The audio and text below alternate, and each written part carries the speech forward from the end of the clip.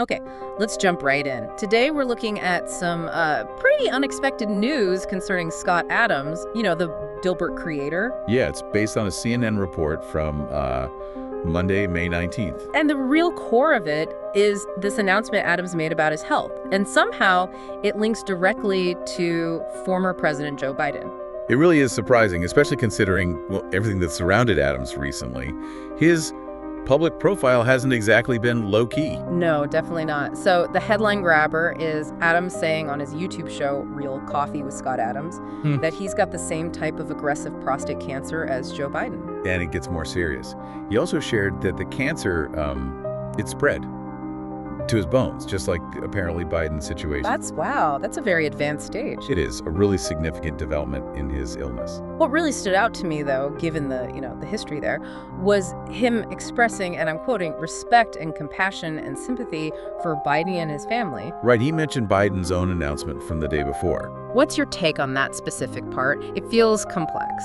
It really does. I mean, it kind of strips away the public personas for a moment, doesn't it?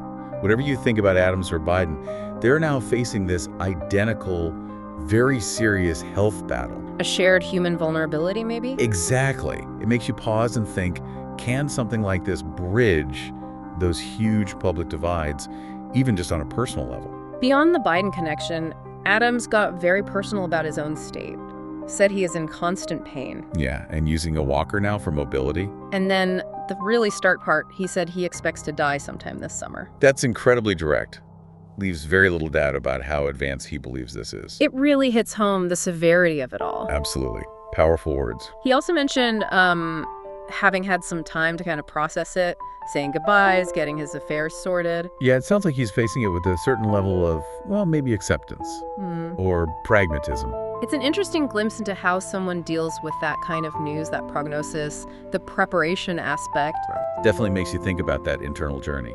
Okay, so let's shift gears slightly and provide some background. Because many people will remember Dilbert. It was massive. Oh, huge. Launched way back in 1989. And it just nailed that office culture satire, didn't it, for decades? Absolutely. It tapped into all those shared frustrations, the absurdity of corporate life. Really resonated. But then things took a very sharp turn. The CNN piece reminds us that most newspapers just dropped Dilbert entirely in 2023. And that was directly because of those incredibly controversial comments he made.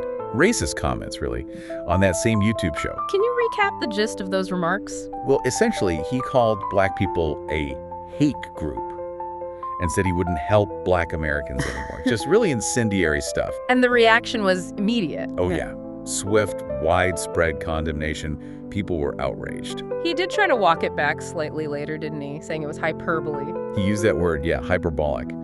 But he didn't really seem to retract the underlying sentiment, which just fueled the fire, honestly. So how did the newspapers and publishers react specifically? Decisively. Yeah. I mean, publisher after publisher across the U.S. just put the plug. They explicitly called his comments racist, hateful, discriminatory. Dilbert vanished from the mainstream pretty much overnight. It's also interesting, CNN points out the San Francisco Chronicle actually dropped the strip even earlier, back in 2022. Right, and their editor apparently said it had gone from hilarious to being hurtful and mean. So maybe the warning signs were there even before the 2023 blow-up.